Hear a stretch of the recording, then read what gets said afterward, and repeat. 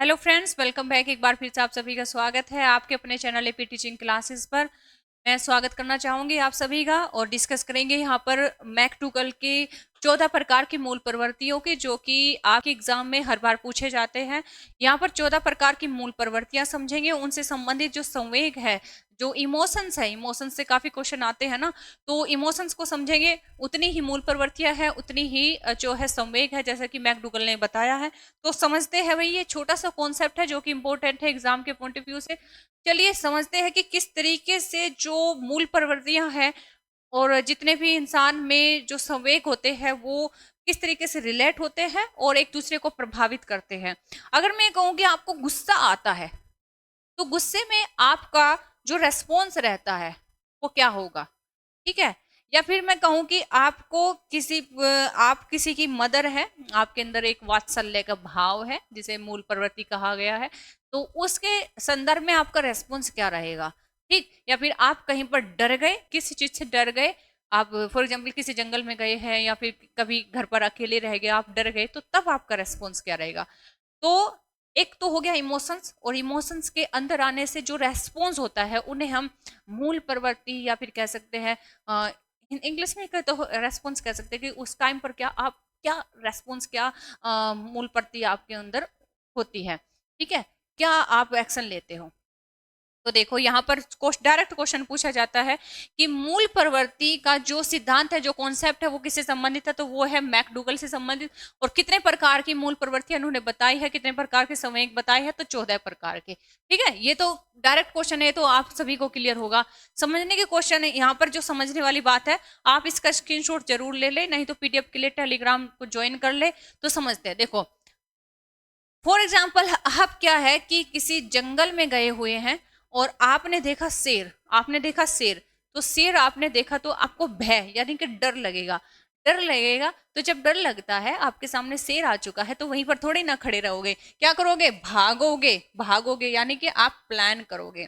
तो यहाँ पर मैकडूगल ये समझाना चाहते हैं कि जो मूल प्रवृत्ति होती है वो एक तरह का रेस्पॉन्स होता है, क्योंकि हमारे अंदर जो भी तरह तरह के इमोशंस आते हैं, तो हम कुछ ना कुछ तो रेस्पॉन्स में करते हैं, ठीक है। तो जो भय है वो जन्म देता है किसको, प्लान को या फिर भागने को, ठीक। दूसरा इमोशंस यानी कि क्रोध, अगर आपको किसी पर क्रोध आ गया है, या फिर कह सकते हैं कि आप किसी चीज को लेकर गुस्सा हो, है ना, गुस्से में हो, तो आपके अंदर जो भावना उस टाइम पर आएगी ना, तो वो युद्ध करने की आएगी, लड़ने की आएगी, जिसे कहते हैं युयुत्सा, युद्ध करने की इच्छा, या फिर कहेंगे युद्ध प्रवृत्ति, ठीक है। तो या तो ये कहो कि युद्ध प्रवृत्ति से युद्ध होता है, या फिर युद्ध की जो संवेग उत्पन्न होता है उससे युद्ध प्रवृत्ति उत्पन्न होती है। फिर घृणा, घृणा एक भाव है, एक संवेग है। घृणा जो अपने, अगर आप किसी से घृणा करते हो या फिर घृणा का भाव किसी के प्रति आता है, आप किसी से बेहद नफरत करते हो, घृणा करते हो, तो आप क्या करोगे, आप कभी भी नहीं चाहोगे उसे वो सामने आए, उसके प्रति आपको विकर्षण होगा, आकर्षण नहीं होगा, अट्रैक्शन नहीं होगा, विकर्षण होगा, आपको वो अप्रिय लगेगा। और दूसरा, आपकी निवृत्ति यानी कि आपको बिल्कुल इच्छा नहीं होगी कि वो मुझसे बात करे, मेरे नजदीक आए, या फिर कभी भी मुझे दिखे। जैसे कि कहीं किसी रास्ते में कूड़ा करकट कहीं ऐसी जगह पड़ी हुई है, तो आप कभी भी उस रास्ते से गुजरना पसंद नहीं करते हो उसके प्रति, क्योंकि आपको घृणा है, इसलिए वो आपको अप्रिय लगता है, इसीलिए उसके प्रति आपको विकर्षण है, इसलिए कह सकते हैं कि उसके निवर्ती है, दूर हटे, है ना, ये वाली फीलिंग आती है, ये भावना आपकी रहती है, ठीक है। बात करें वात्सल्य, वात्सल्य एक ऐसा भाव है, एक ऐसा संवेग है। वात्सल्य खासकर जो माताएं होती है, अपने पुत्र, अपने बेटे के लिए जो उनका प्यार होता है, ये बॉयफ्रेंड गर्लफ्रेंड वाला प्यार नहीं, एक माता का प्यार अपने बच्चे के लिए, अपने पुत्र के लिए, तो वो वात्सल्य कहलाएगा। और वात्सल्य संवेग जो जन्म देता है, तो वो कौन सी प्रवृत्ति को जन्म देता है, तो पुत्र कामना या फिर पैतृक प्रवृत्ति, है ना। इस तरीके से क्वेश्चन रिलेट करके पूछे जाते हैं। कष्ट जो वाला जो संवेग है, अगर किसी के अंदर संवेग उत्पन्न हो गया, किसी चीज को लेकर कष्ट हो गया उसे, है ना, उसे कष्ट है, तो कष्ट है तो उसके अंदर जो प्रवृत्ति जन्म लेगी, तो वो ये लेगी कि मैं किसी के पास चला जाऊं, आज मैं बहुत कष्ट में हूं, आज मैं बहुत दुखी हूं, ठीक है, मैं किसी की शरण में चला जाऊं। संवेदना सी प्रकट, मतलब कि कोई मुझे कॉन्डोलेंस करे, संवेदना दे, आज मैं बहुत दुखी हूँ, बहुत कष्ट में हूँ, ऐसा होता है ना, ऐसा ही होता है। आश्चर्य, अगर किसी बात पर आपको आश्चर्य हो जाए, आप जंगल में गए हैं और आपको बिल्कुल भी आइडिया नहीं है कि आपको कहीं शेर दिखेगा, लेकिन शेर दिख गया तो आपको आश्चर्य होगा, है ना। आपकी इच्छा है कि, आपकी जिज्ञासा है कि मुझे शेर दिख जाए, आपकी जिज्ञासा है कि मुझे शेर दिख जाए, और आपको शेर दिख जाए तो आपको आश्चर्य होगा, अरे शेर दिख गया, वाओ, है ना। तो आश्चर्य जो है एक तरह से जन्म देता है जिज्ञासा को, या फिर जिज्ञासा से जो कह सकते हैं कि संवेग उत्पन्न होता है, कौन सा, आश्चर्य।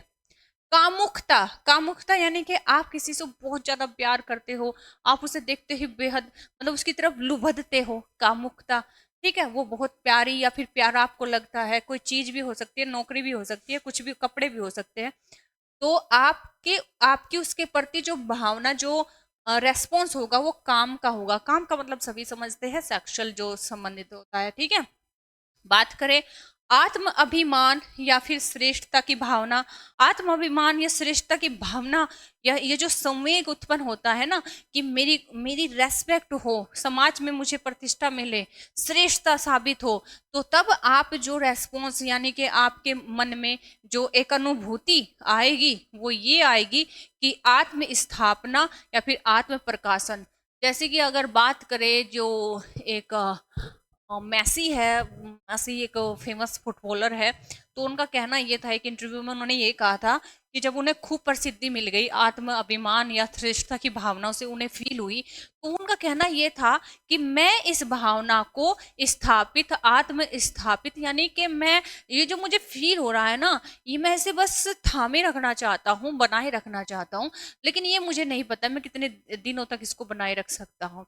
तो ऐसा होने लगता है कि मैं ही नंबर बना रहा हूँ, ठीक है, ऐसा होने लगता है। तो ये भावना आ जाती है मन में। दूसरी बात, अधीनता की भावना। अधीनता यानी अगर आप किसी के अंडर में काम करते हो, आपको ये भावना आ रही है आपके मन में कि मैं बहुत अधीन हूँ, किसी के अंडर में काम करता हूँ, तो तब उस टाइम पर अगर ये इमोशंस आपके दिमाग में आ गया, ये संवेग आपके दिमाग में आ गया, तो तब क्या फीलिंग आएगी, तब फीलिंग आएगी दैन्य या विनीत भाव की। आय हाय यार, मैं कितना दयनीय हूँ, मैं कितना विनीत हूँ, है ना। मतलब दया सी की भावना आएगी अपने ही ऊपर। कई बार अपने आप को खुद पर भी दया आती होगी, जब कभी ज्यादा, मतलब आपको लगता होगा, जब मैं प्राइवेट पढ़ाती थी तो लगता था कि मेरे पास में एक जॉब होनी चाहिए, अपनी जॉब, अपनी, मैं किसी के अधीन काम नहीं करना चाहती, अंडर में काम नहीं करना चाहती। जब हम किसी के अंडर में काम करते हैं तो अपने आप पर दया आ जाती है कि मैं इतना पढ़ा लिखा हूँ, मैं इतना टैलेंटेड हूँ, फिर मैं किसी के अधीन कैसे काम कर सकता हूँ, क्यों करना चाहिए मुझे। तो मुझे क्या, ये दैन्य या फिर कह सकते हैं कि विनीत भाव अपने के लिए उत्पन्न होने लगता है। एकाकीपन, जब आप एकाकीपन फील करते हो, ये इमोशंस आपके दिमाग में आ गया, भाव का मतलब यहाँ पर क्या है, संवेग है, भाव का मतलब यहाँ पर क्या है, संवेग, इमोशंस, ठीक है। ये संवेग आपके दिमाग में आ गया, ठीक है। संवेग देखो लिखा कैसे गया है, कमाल है। हाँ देखो, मैं दोबारा लिखूंगी इसे। अगर ये संवेग आपके दिमाग में आ गया कि मैं अकेला हूँ, एकाकीपन आपको फील होता है, तो उस टाइम पर आपको क्या अनुभूति होगी, क्या फीलिंग आएगी कि यार बहुत हो गया मेरा जो है, आप फ्रेंड्स के साथ में जाओगे, पास में जाओगे, मूवी देखोगे, समूह एक्टिविटी करोगे, समूह प्रवृत्ति करोगे, है ना, अकेलेपन को दूर करने के लिए, ठीक, ऐसे करते हैं ना नॉर्मली। अगर आपको भूख लगी, तो भूख वाला समय कह सकते हैं कि आपको भूख फील हुई, इमोशन आया, आपके दिमाग में एक संवेग उत्पन्न हो गया, मुझे भूख लगी है, तो सीधी सी बात है, खाना ढूंढोगे, भोजन अन्वेषण।